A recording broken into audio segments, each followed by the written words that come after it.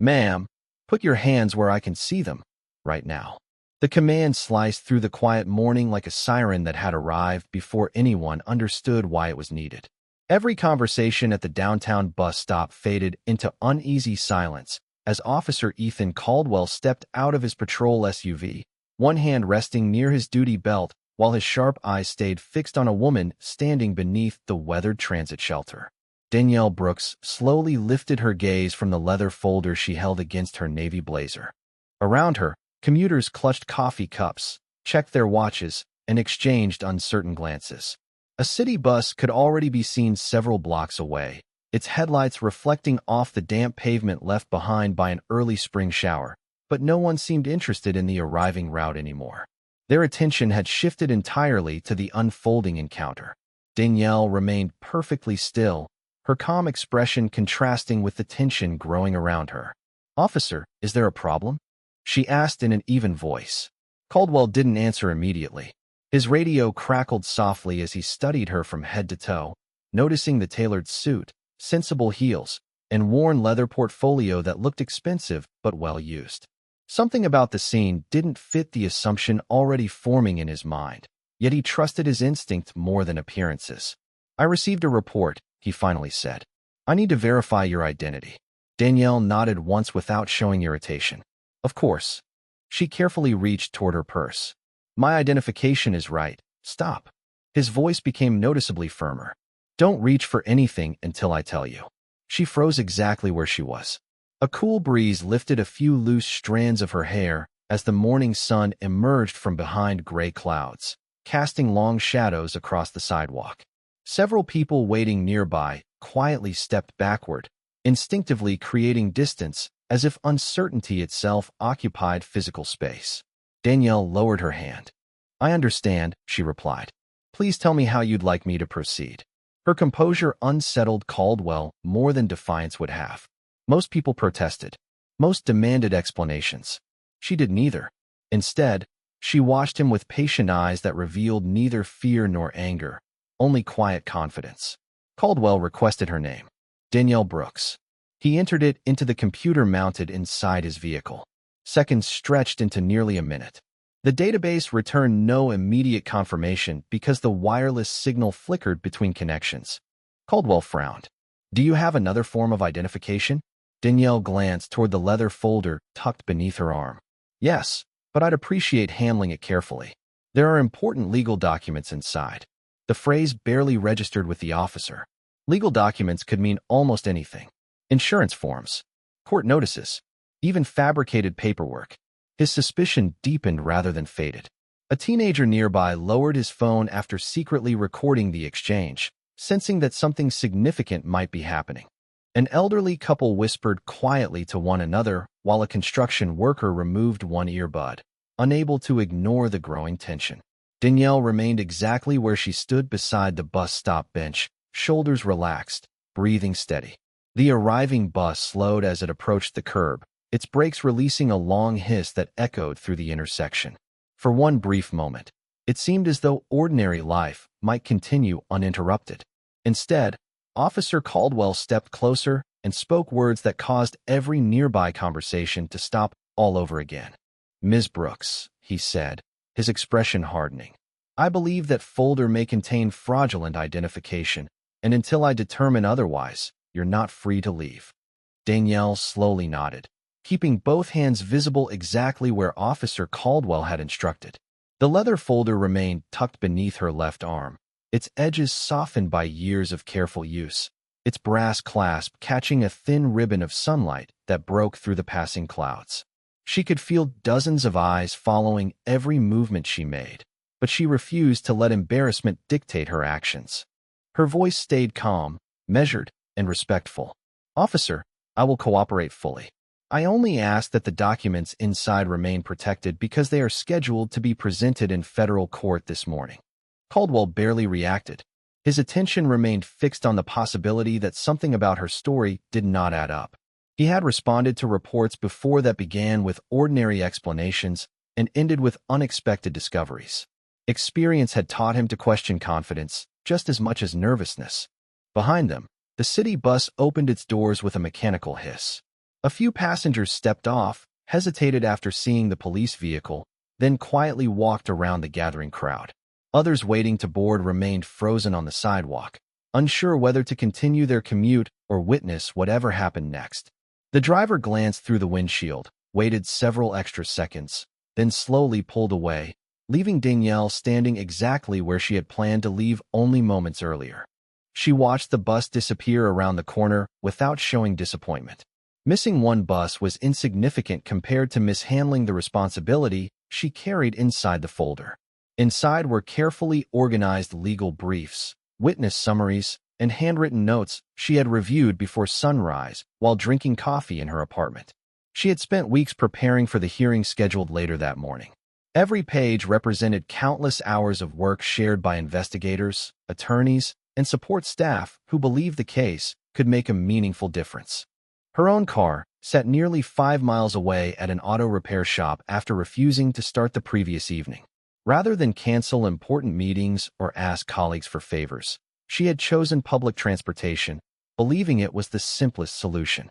She had walked 6 blocks from the repair garage to the transit stop, stopping briefly at a neighborhood bakery to buy a plain bagel that still rested untouched inside her tote bag. Nothing about the morning had seemed unusual until the patrol vehicle pulled to the curb. Caldwell glanced once more at the computer mounted inside his cruiser. The connection refreshed, stalled again, then displayed another incomplete search. His jaw tightened. Technology was not giving him clear answers, and uncertainty often encouraged him to rely even more heavily on instinct. Danielle noticed his frustration but resisted the temptation to argue. Years inside courtrooms had taught her that people rarely made better decisions when they felt challenged in public. She breathed slowly, allowing the cool spring air to settle her thoughts. Across the street, an American flag hanging outside the federal courthouse several blocks away fluttered gently above the skyline, almost visible between tall office buildings. Danielle looked toward it for only a second before returning her attention to the officer standing in front of her. She reminded herself that dignity was easiest to lose in moments when it mattered most. Whatever happened next, she intended to keep hers. Officer Caldwell took one deliberate step closer and extended his hand, placed the folder on the bench, and stepped back. Danielle complied without hesitation. She lowered the worn leather portfolio with remarkable care, almost as though it contained something fragile rather than stacks of paper. The brass clasp made a soft metallic click against the wooden bench, a tiny sound that somehow seemed louder than the traffic flowing through the intersection. Caldwell slipped on a pair of protective gloves before reaching for it. His movements were methodical, practiced, and increasingly cautious. Danielle watched without interfering. "Officer," she said quietly, "I respectfully ask that you avoid mixing the documents. They are organized for a federal hearing scheduled this morning." He looked up briefly. "Right now, I am concerned with verifying what is inside." She gave a single nod and said nothing more. Around them, the crowd had grown larger. Office workers arriving late paused along the sidewalk. A delivery driver leaned against his truck, pretending to check messages while watching every second unfold.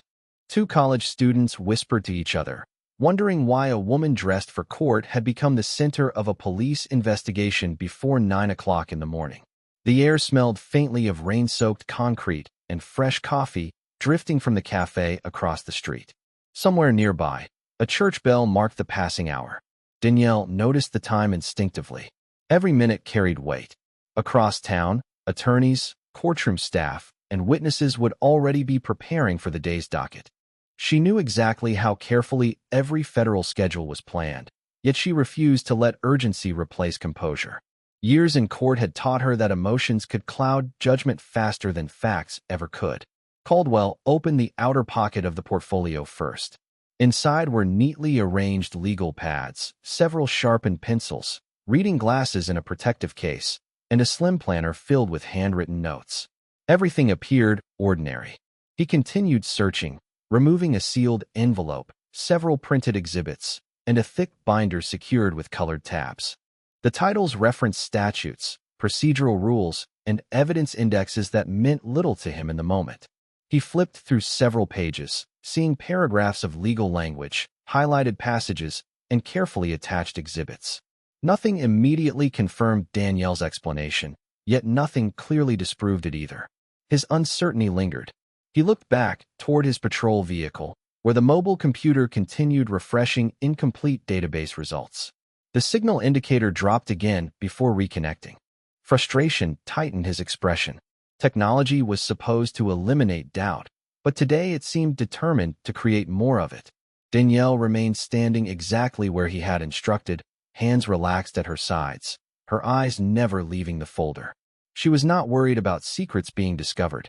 She was worried about confidential material being mishandled before it reached the courtroom. The distinction mattered deeply to her, even if no one else present understood why.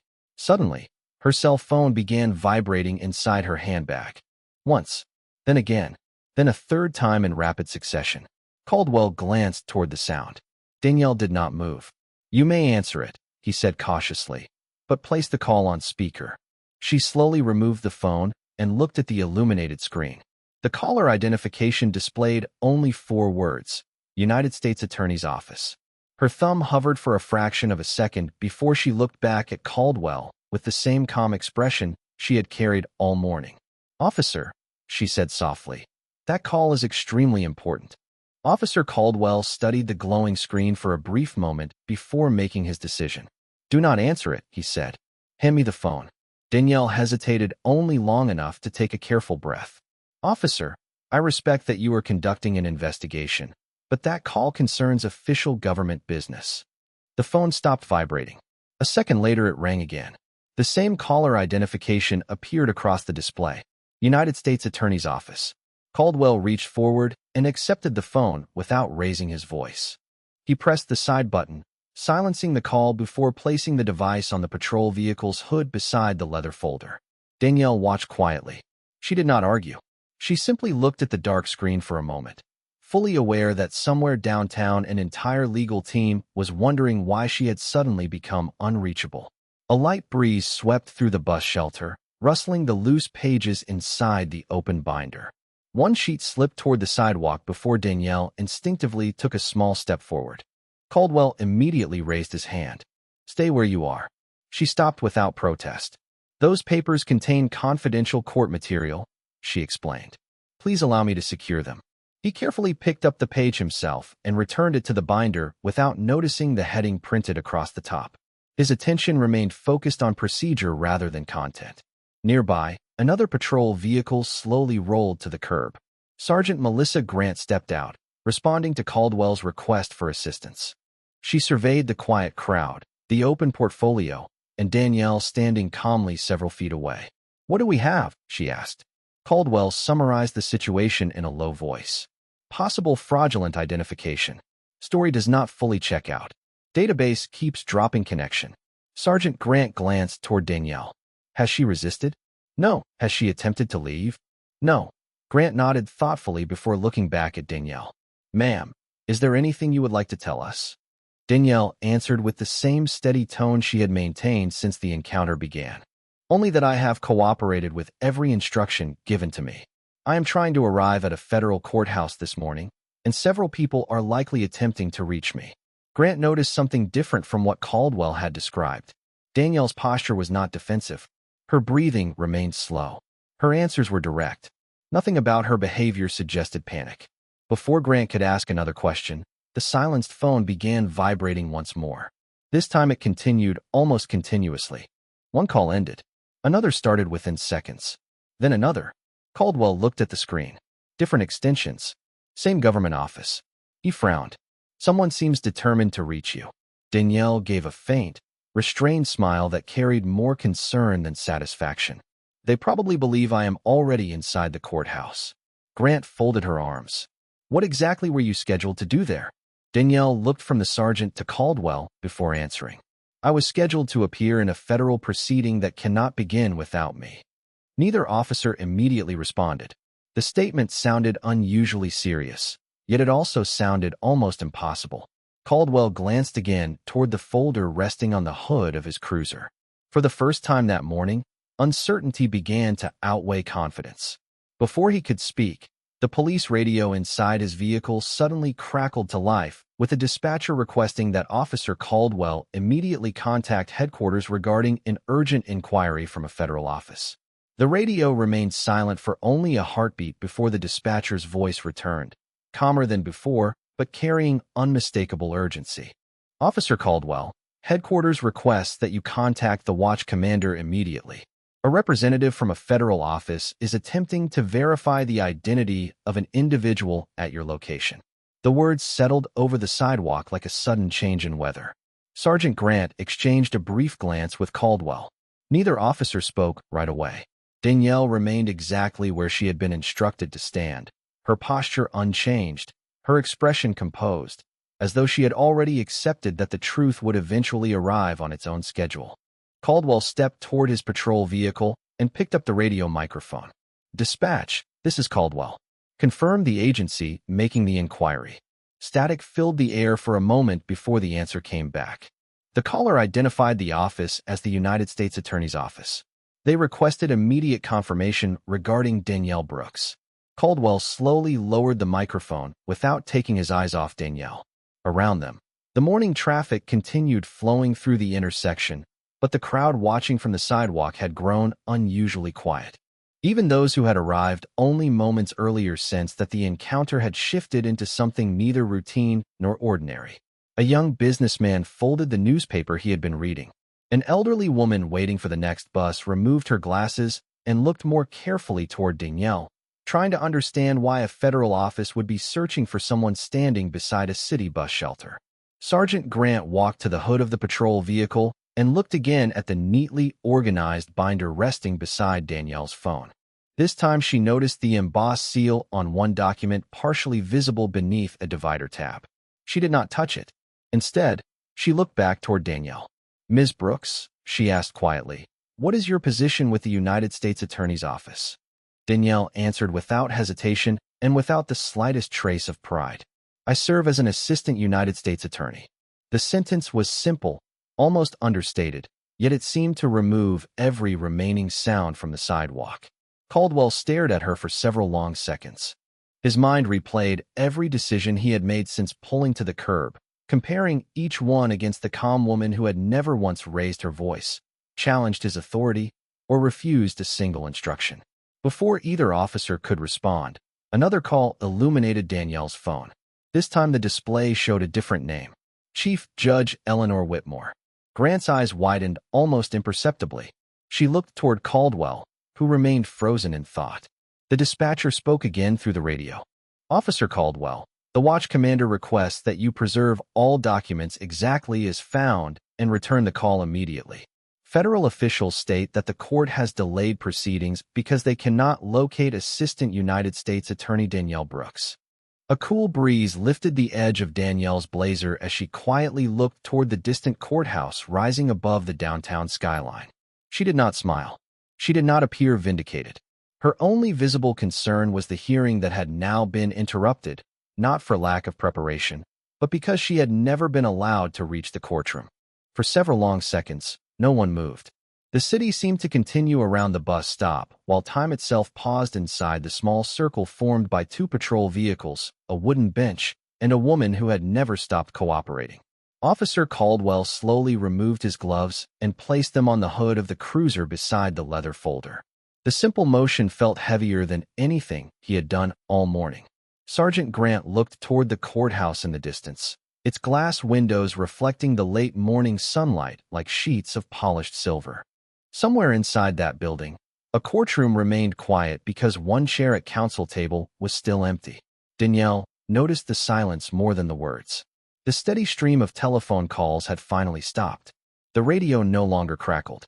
Even the small crowd that had gathered seemed reluctant to whisper. The only sound was the gentle rustle of fresh spring leaves carried by a light breeze across the sidewalk. Danielle drew one slow breath and looked down at the binder resting on the patrol vehicle. Several colored tabs had shifted slightly during the inspection. Without taking a single step forward, she quietly said, "The blue tab should remain before the witness exhibits. Otherwise, the order will be incorrect." Her concern was not for herself.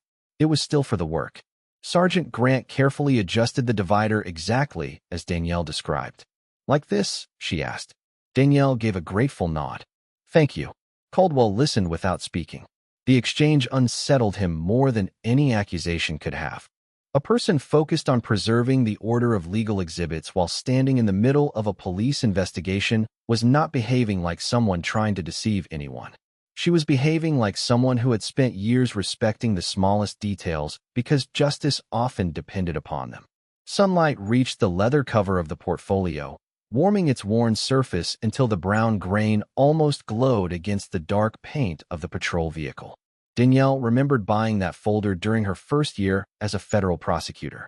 It had accompanied her through countless hearings, long nights preparing cases, and difficult conversations with victims seeking fairness rather than revenge. The scratches on its corners were reminders of years devoted to public service, not symbols of prestige. She had never imagined it would become the center of misunderstanding on an ordinary weekday morning. Across the street, another city bus arrived, paused, and continued on its route. Passengers looked briefly toward the officers before disappearing behind tinted windows. Life continued moving forward with quiet determination, reminding Danielle that no single moment, however painful, could stop the larger rhythm of a city. Sergeant Grant finally broke the silence. Ms. Brooks, thank you for remaining patient. Danielle offered a small, tired smile. Patience is easier when you believe the truth will eventually catch up. Her words were gentle, free of resentment, yet they settled heavily on everyone standing nearby. Caldwell lowered his eyes for a moment, watching a single leaf drift across the pavement until it rested beside the polished toe of his boot. For the first time that morning, certainty had completely given way to reflection, and in the stillness surrounding the bus stop, he began to understand that the greatest weight he carried was no longer the investigation itself, but the realization that first impressions could sometimes place justice farther away instead of bringing it closer. The stillness surrounding the bus stop ended with the low hum of black government sedans turning onto the street one after another. They did not arrive with flashing lights or raised voices. They simply stopped along the curb with quiet precision. Several men and women in dark business suits stepped out carrying leather briefcases instead of police equipment. Their pace was calm but unmistakably purposeful. The first to approach was a gray-haired man wearing a small Department of Justice lapel pin. He looked directly at Sergeant Grant before politely asking, "Is Assistant United States Attorney Danielle Brooks here?" Grant stepped aside without answering immediately. The man saw Danielle standing several feet away and walked toward her with visible relief. "Ms. Brooks," he said, "the court has been waiting for you." Chief Judge Whitmore suspended proceedings because no one could reach you. Danielle offered a respectful nod. "I am sorry for the delay." "The delay is not your concern," he replied gently. He then turned toward the officers. "I am Deputy United States Attorney Michael Reynolds." He presented his official credentials without hesitation. "Ms. Brooks is lead counsel in a federal corruption case scheduled for argument this morning. We have been attempting to contact her for nearly an hour." Officer Caldwell remained silent as Reynolds looked toward the leather folder resting on the patrol vehicle. "May I?" he asked. Sergeant Grant immediately stepped back. Reynolds carefully opened the portfolio, revealing a polished federal identification wallet secured inside a dedicated compartment. The gold seal of the Department of Justice reflected the morning sunlight. Beside it rested a federal access badge, official court credentials, and a signed order bearing the seal of the United States District Court. Everything Danielle had calmly described throughout the morning had been exactly as she said. Reynolds closed the wallet with deliberate care before handing it directly back to Danielle. "Your Honor asked me to personally ensure these materials remained secure," he said.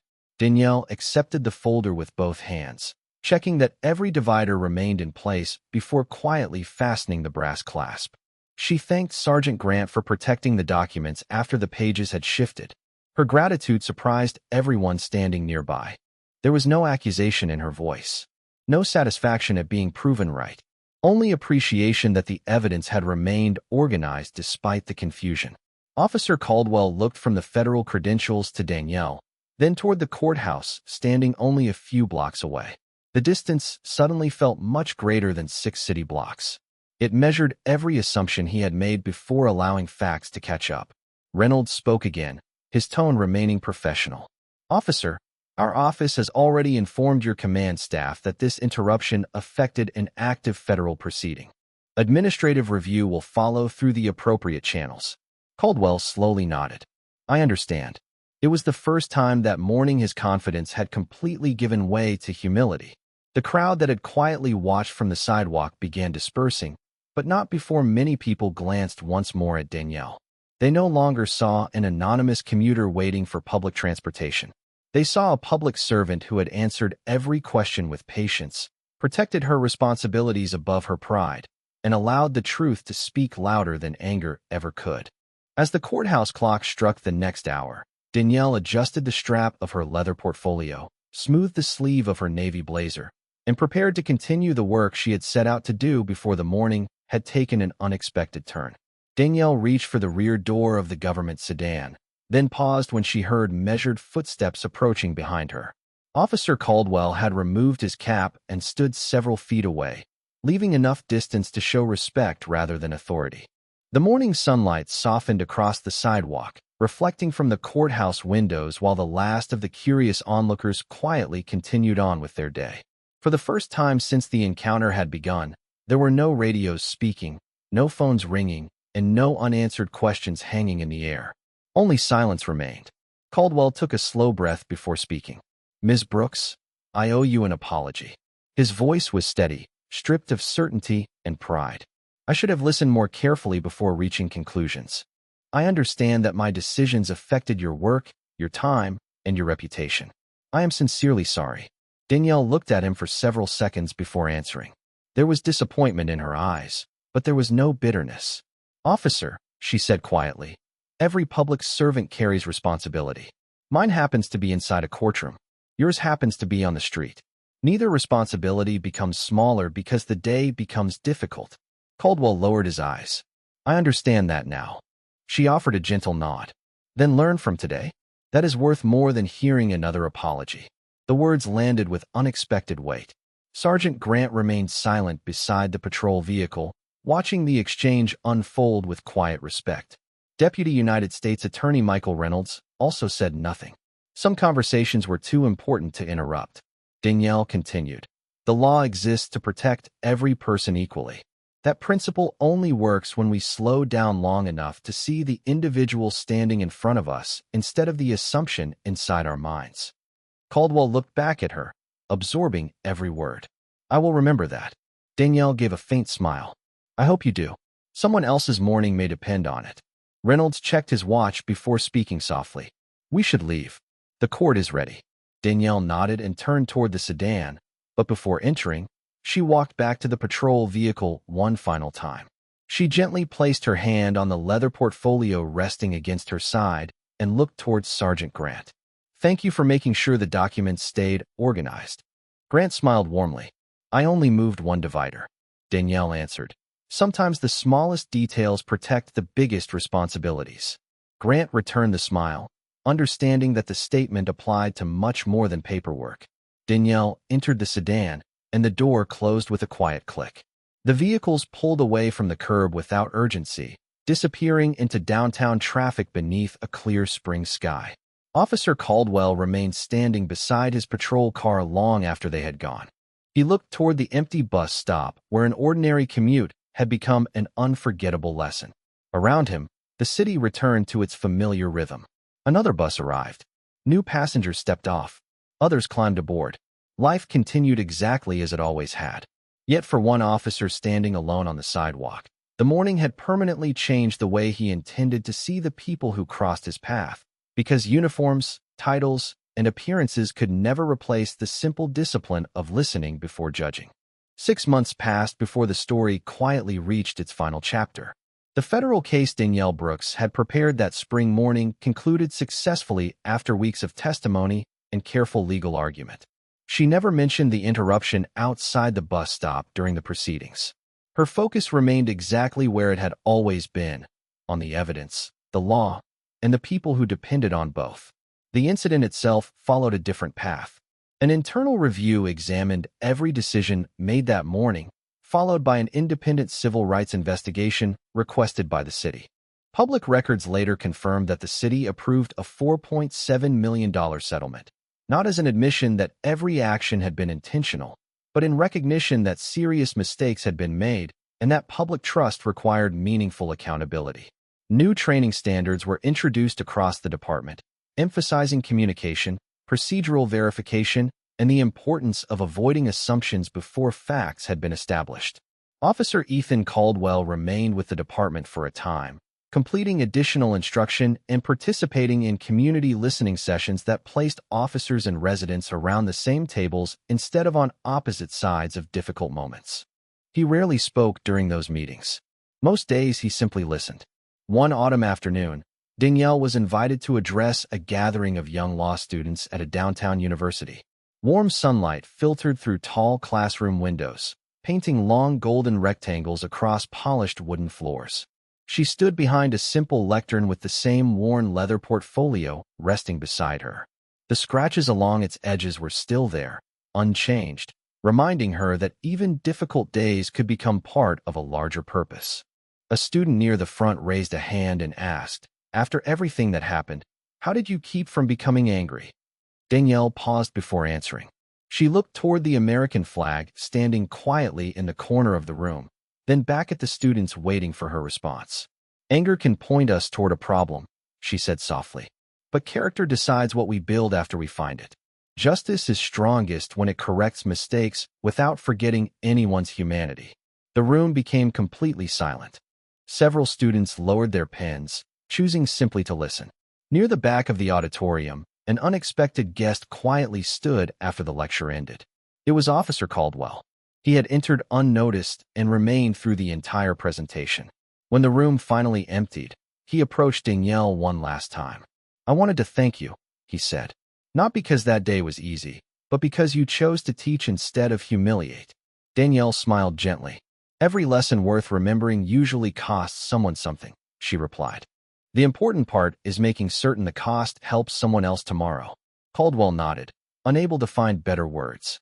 He extended his hand. Danielle accepted it without hesitation. There were no cameras, no reporters, and no audience left to witness the moment. Only two public servants standing in quiet understanding beneath the fading afternoon light. As Danielle stepped outside, a city bus pulled to the curb.